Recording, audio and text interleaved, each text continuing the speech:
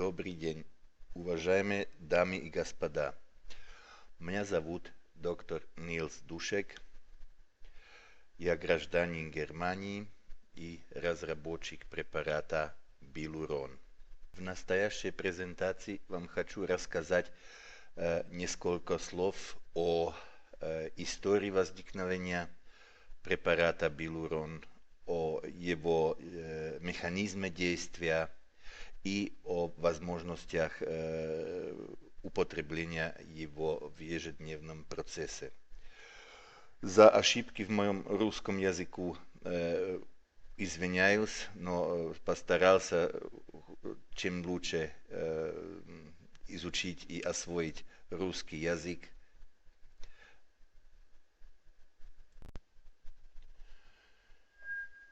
Препарат Билурон – это, можно сказать, ортомолекулярный препарат и производится в Германии.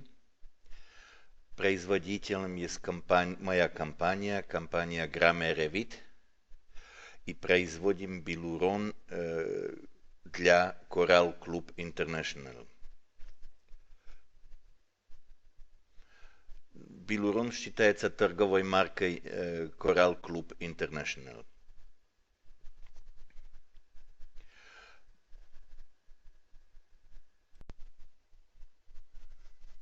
Препарат Билурон относится к группе биологически активных добавок к пище. Не считается лекарством. В состав Билурона входит комплекс гиалуронной кислоты вместе с хондроитином, как ударное вещество, инертный сахар для хранения, витамин Э как антиоксидант, калиум-сорбат как консервант и вода. Вода структурирована.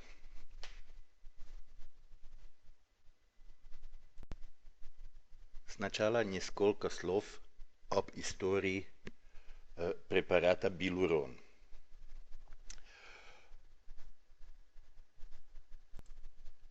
Разработки его начались уже 20 лет тому назад. Дальше. Как всегда в медицине, первые эксперименты с гиалуронной кислотой в поисках эффективной формулы были сделаны на мышах и крысах. После того мы прошли на экспериментальную базу с более крупными животными, собаки и лошади. В итоге в 2000 году мы закончили успешно испытания на лошадях и год позже испытания на добровольцах-спортсменах. Результаты эти покажу в следующих слайдах. И в 2013 году завершили одну из последних регистраций препарата на основе гиалуронной кислоты под названием Билурон в России.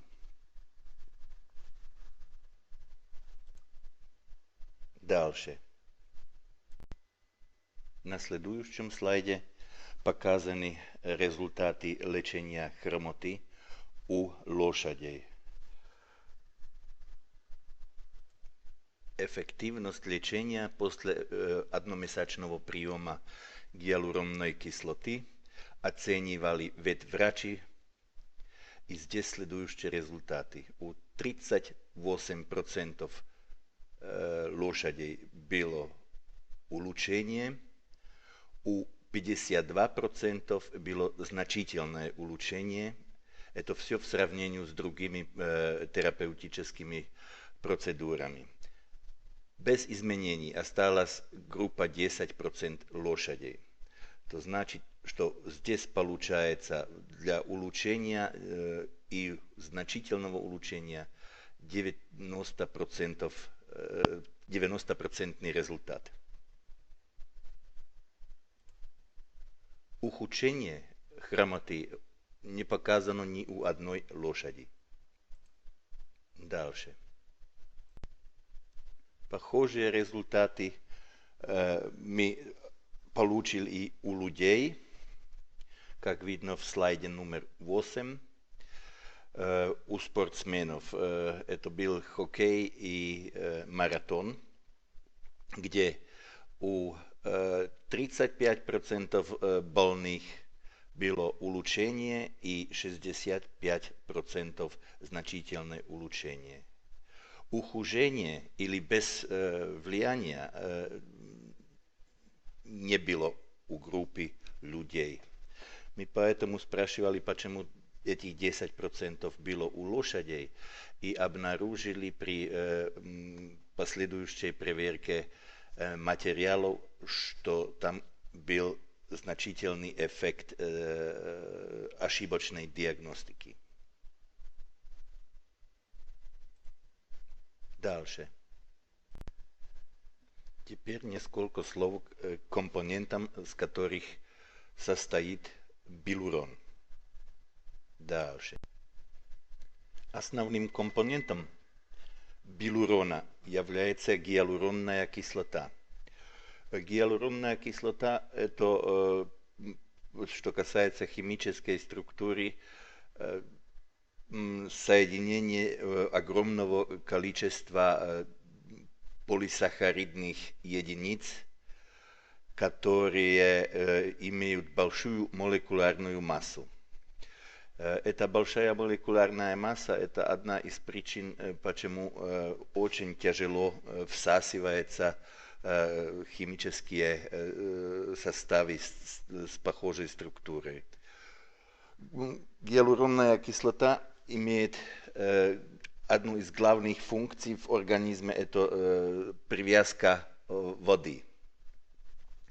В том же самом плане и привязывает воду и делает основный компонент синовиальной жидкости.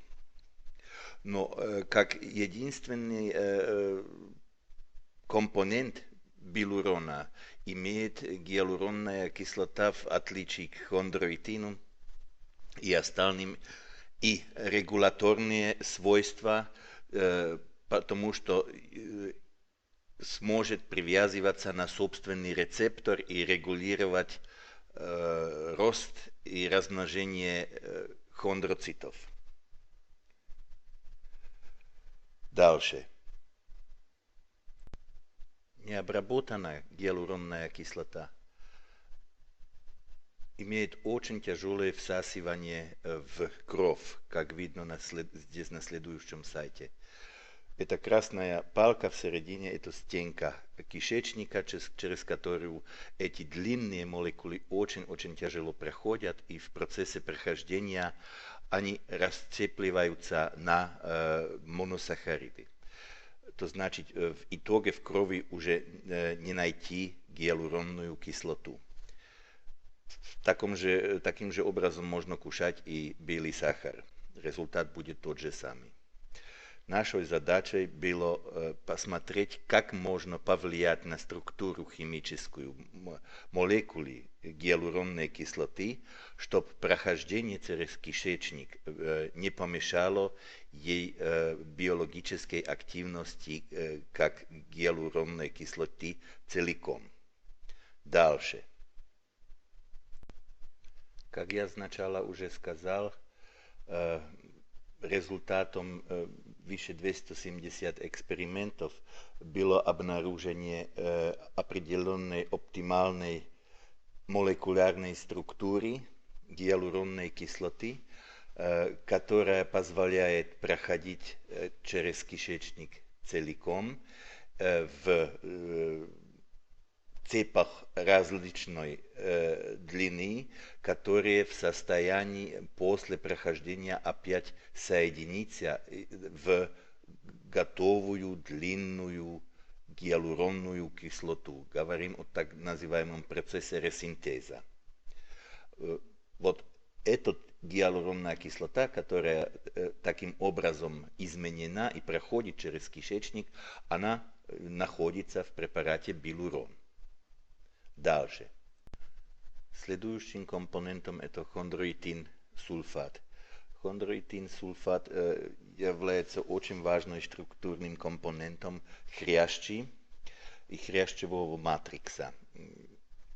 В разнице к гиалуронной кислоте хондроитин сульфат является чисто стройматериалом. Он не имеет никаких биологических регуляторных свойств, как гиалуронная кислота. Следующим компонентом это инвертированный сахар. Инвертированный сахар мы включили в наш препарат сначала чисто как консервант, но он химически состоит из равных долей глюкозы и фруктозы. Но показалось в поздних работах, что он не только консервант, но и как источник энергии для хондроцитов и как стройматериал для собственного производства гиалуронной кислоты в организме. Дальше. Эти два главные компоненты, гиалуронная кислота и хондроитин, они в нашем препарате вместе связаны ковалентной связкой во форме гиалурон-хондроитинного комплекса. Здесь на картине видно вот темные это хондроитинная структура и хондроитинная доль и белые это доль гиалуронной кислоты в комплексе. После прохождения кишечником в кровь приходят транспортными белками на капсулу сустава и проходят через капсулу в суставную жидкость. В этом моменте прохождения разделяется гиалуронно-хондроитинный комплекс и отдельно проходит гиалуронная кислота, которая накапливается в жидкости сустава, и отдельно проходит хондроитин, и хондроитин используется в хрящи как стройматериал. Дальше. Здесь на картинке видно здоровый сустав, который состоит из кости, хрящи, это желтые, суставной капсулы, зеленые, и синовиальной мембраны, которая ограничивает синовиальную жидкость. Основным компонентом этой синовиальной жидкости здесь синяя. Это гиалуронная кислота. Дальше. Здесь на следующей картинке видно тот же самый сустав изменен в процессе артрозы. Главным характеристиком больного сустава это то, что убивает хрящи, и что капсула становится более толстой в сравнении с здоровым суставом. Дальше. В процессе наших разработок мы хотели объяснить для себя механизм действия гиалуронно-хондроитинного комплекса, который находится в препарате Билурон. Поэтому мы взяли гиалурон-хондроитинный комплекс и маркировали его радиоактивным маркером и смотрели его разделение в организме. Показалось, что уже в лимфу после приема проходит через 15 минут и до 2 дней может состоять в лимфе, пока не проходит в синовиальную жидкость. Это прохождение в синовиальную жидкость начинается 24 часов после приема. В синовиальной жидкости он связывается с рецепторами клеток хряща, хондроцитов, и с stimuliruje takým obrazom výrobotku собственной endogennoj gyaluronnej kisloty. To pokažem na следующих слайдах. Дальше. Что творится в суставах в процессе артрозы в течение приема билурона? До приема гиалуронно-хондроитинного комплекса находятся в суставах разрушенные хрящевые клетки, вот желтенькие, и в жидкости, суставной жидкости синовиальной находится гиалуронная кислота, но она частично изменена из-за процесса воспаления, который в суставе произошел. То значит, гиалуронной кислоты здесь минимум, поскольку здесь минимум гиалуронной кислоты, она не способна привязываться на рецепторы хрящевых клеток и так регулировать их действие. Рецепторы – это те стрелки, которые видно из желтых клеток. Дальше. С момента первичного приема билурона начинается в организме процесс насыщения гиалуронной кислотой. То значит, мы приводим из наружья гиалуронную кислоту, которая накапливается в синовиальной жидкости. Тем же образом в синовиальной жидкости уже два варианта гиалуронной кислоты. Первоначальная, которая была изменена воспалительным процессом, и здесь видно желтенькая, которая в препарате билурон. Таким образом повышается концентрация гиалуронной кислоты, и при определенной концентрации начинает привязка гиалуронной кислоты на собственный рецептор. Этот рецептор это специфический для гиалуронной кислоты, который на поверхности хондроцитов, и он после привязывания гиалуронной кислоты активизируется. Это значит, что там красным цветом здесь показано. Активированный рецептор позволяет клеткам размножение, пролиферацию и выращивание новых клеток в хрящи. В том же часе идет и во время приема идет и повышение концентрации хондроитина, который накапливается в жидкости, но он пока еще без определенных свойств, потому что хрящевые клетки, они не могут его перерабатывать и внести в матрикс, поскольку они не активированы. Только после активации гиалуронной кислотой смогут хрящевые клетки перерабатывать хондроитин в виде стройматериала, чтобы сделать новые слои хрящи. Дальше. Здесь видно состояние сустава после приема билурона, после 30-дневного приема.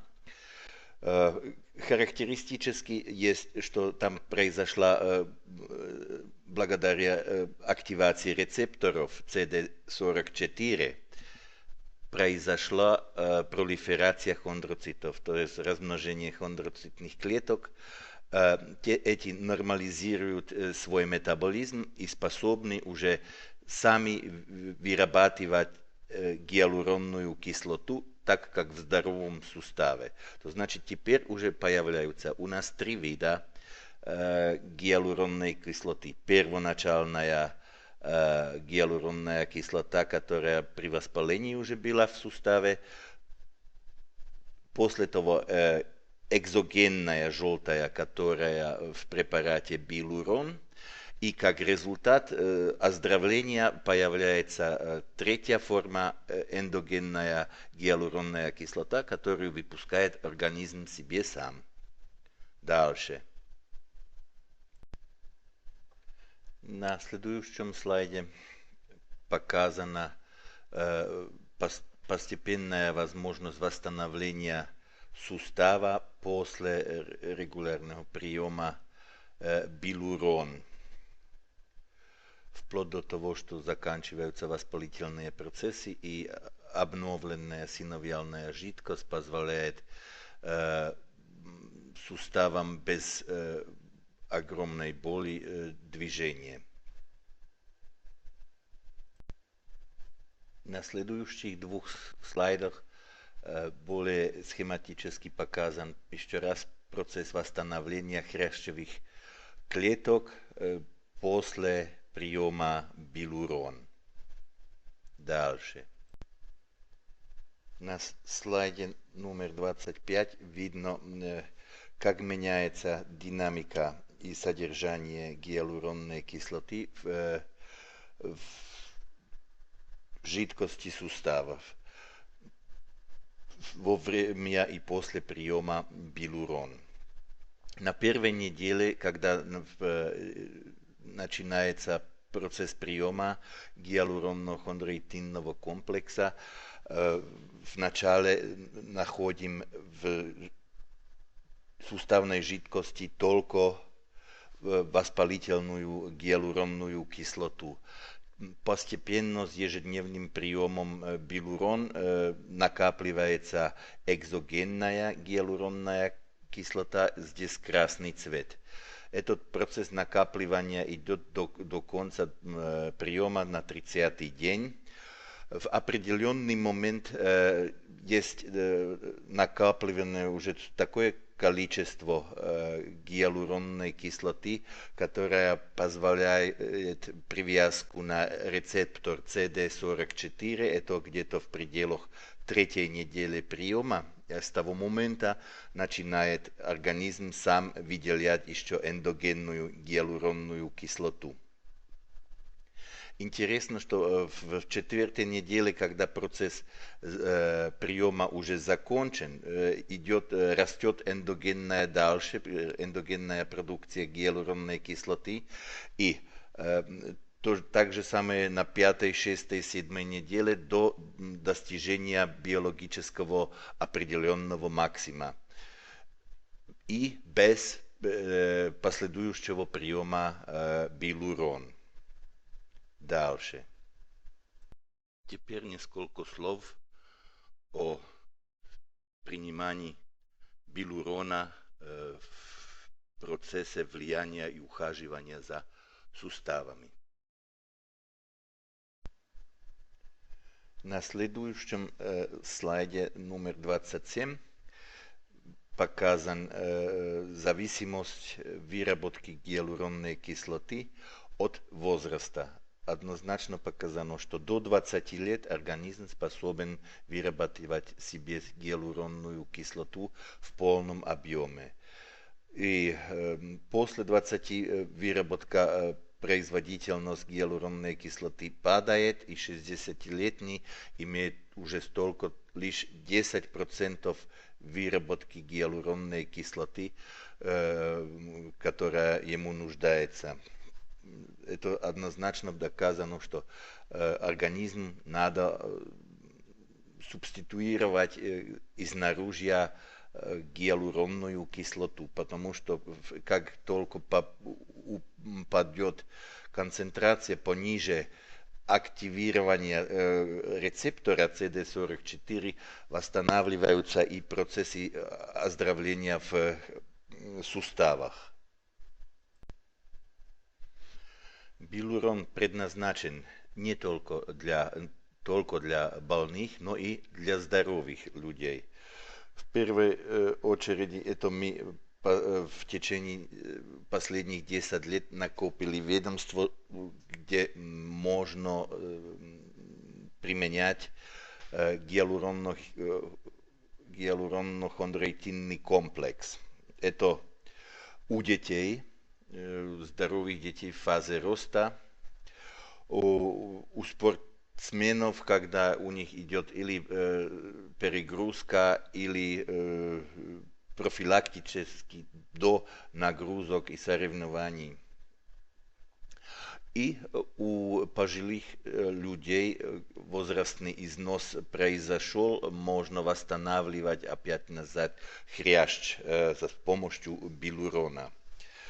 И классические применения это артроз и патология межпозвоночных дисков.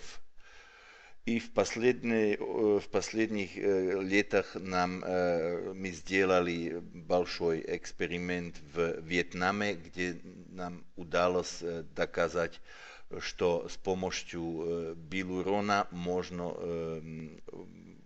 в комплексной терапии очень хорошо влиять на подагру.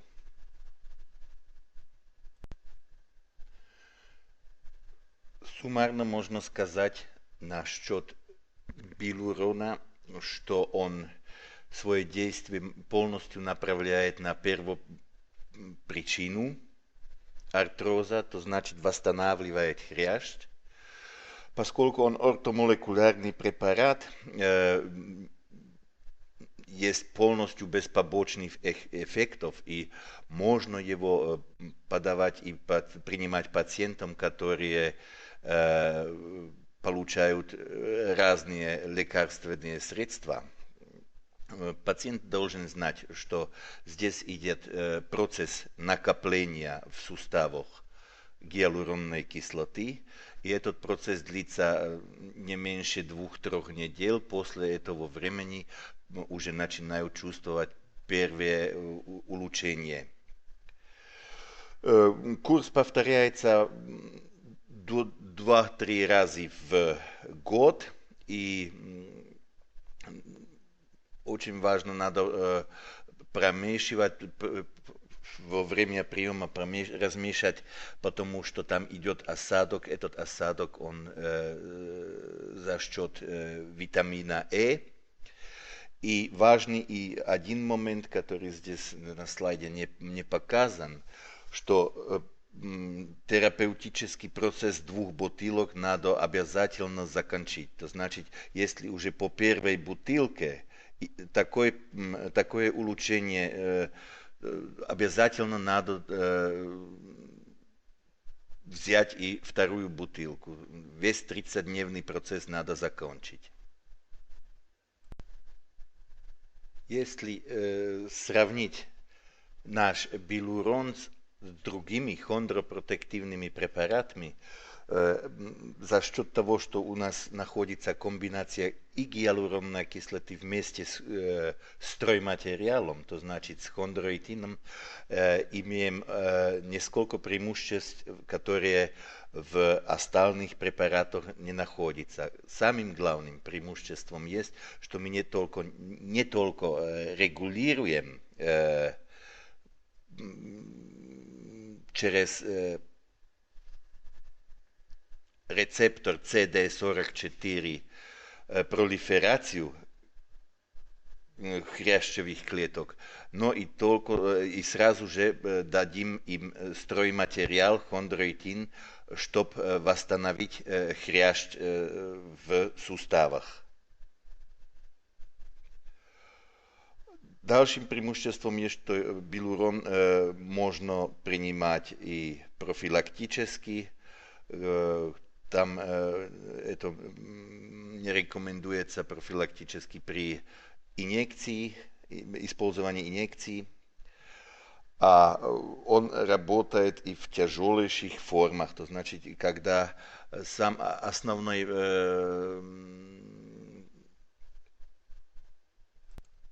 основным вопросом есть, что было в суставе присутствие каких-то остатков хрящей, как, например, при артрозе степени 4, с которого можно начать восстанавливать. Потому что при степени 5 там уже нет хрящевых клеток, и там даже и билурон не очень поможет.